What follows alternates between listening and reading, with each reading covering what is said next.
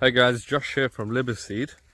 So I've been pulling out these 3.1 meter long poles and they're cemented into the ground.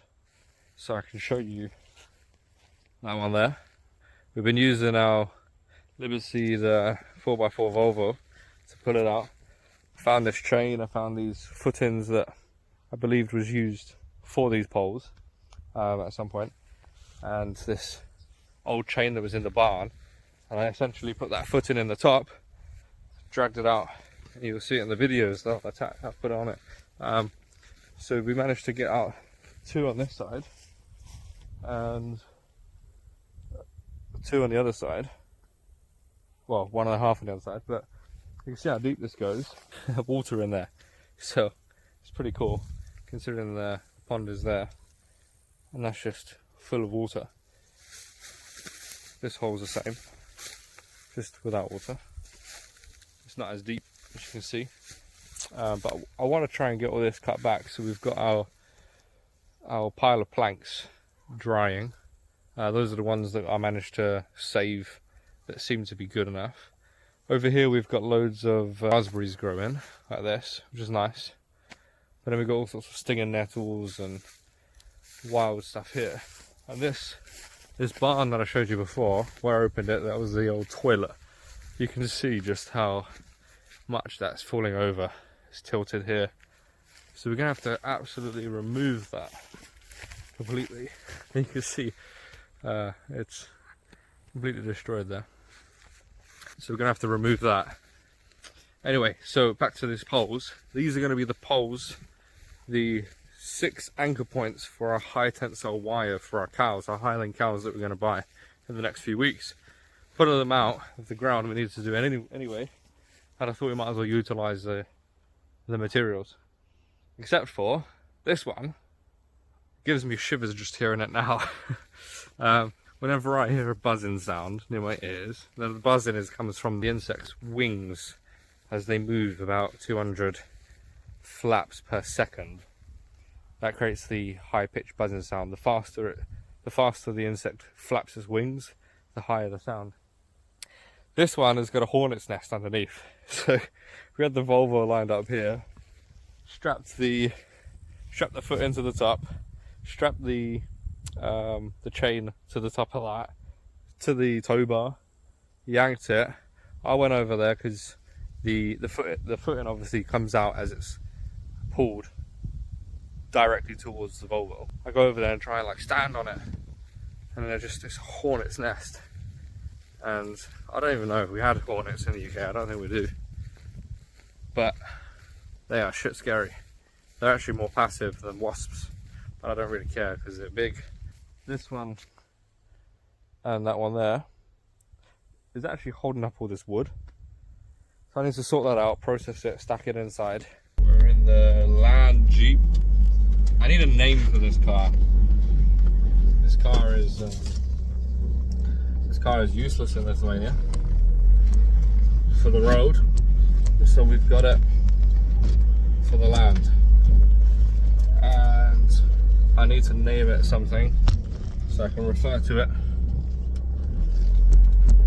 so you guys know what I'm talking about. I keep calling it Volvo and it's a little bit annoying. We are at the corner of the field, 1.4 hectares. And so those posts that we're pulling out is going to go into here. Now I've bought myself a screw to dig holes into the ground. Now I'll show you this. So I've managed to dig like 5 holes in width, but it's filled with water. Now that was actually 1 meter deep. Now that's probably about 70 centimeters in depth. And well, the side of it caved in. It is just clay, and as you can see by this stick, it just goes deep in there. Quite satisfying noise. But I'll show you the second hole that I dug, which is just so. Let's go. And I love this. This is the field that the neighbours seem to be using of ours, and So I kind of cut a little bit so I know where our land is. But here we go, you can see this post. I've already cemented it in. And so I'll show you that now. This is epic. Well, I was doing this last night, the sun was setting, and my drill with the mixer that you use for cement or other mixing stuff for building wise, that was running out of battery. My drill was running out of battery, rather, the battery on the drill. And I had to do it all by hand, so it took a lot longer than I expected. Over an hour to come and sort out this pole, etc. But the farmer who farms around here, I don't know whether it's a different farmer to this plot. It must be. But that farmer in the backfield, he was cutting with his massive combine harvester. It looked pretty cool. And there was, in Lithuania, they've got this like native bird, I believe is native, maybe it's like a Baltic bird. It's called a gandra. I'm probably pronouncing that wrong. But it's a big bird, and a lot of the electric poles, they create their nests on it. So as you're driving along like a country road all the way around Lithuania, there you'll see them dotted around on the top of these electric posts. It's pretty cool because they're big birds. Their wingspan's probably over a meter. So when they fly, it was cool.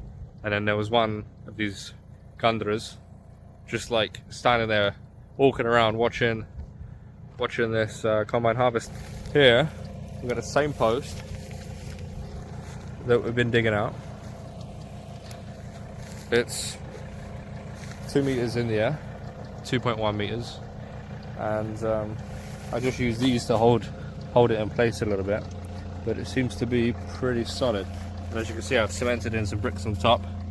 This pole, this is all stuff that I found, so except for the actual cement mix, concrete mix, this is everything that I found myself. But that, again, was holes that I dug, everything by hand, and this is going to be so strong you're not going to be able to move it.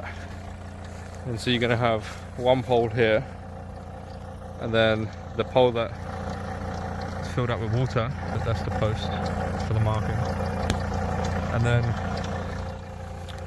over that way, and then we'll have gates. So yeah, this is really cool. I'll give this a couple of days to set, and then it should be ready.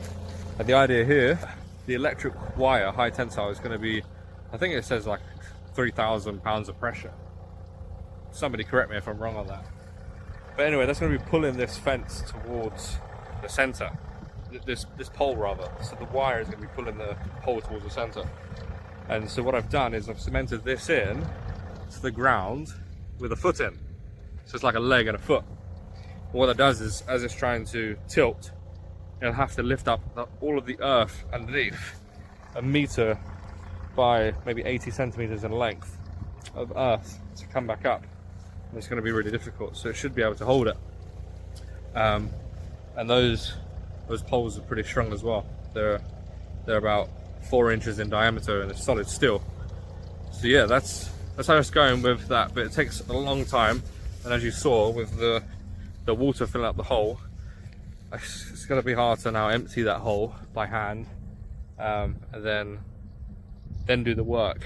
And I put 40 kg bag of concrete mix, obviously mixed with water, some bricks underneath as well. So that's a good like foot deep of solid concrete, and trying to get all that out of that hole with the water in, because as you lift up the clay, it creates a vacuum underneath with the water, and it sucks it back in. So it's physically hard, and trying to get into a hole that's about 25 centimeters wide with a shovel, because I made it specifically that's just the size of the shovel so I can actually get in there. Trying to bend down into that and lift it up is physically demanding, which is fantastic because I need to lose some weight. But anyway, that's enough of that. Thanks for watching, guys. Like and subscribe. Bye bye.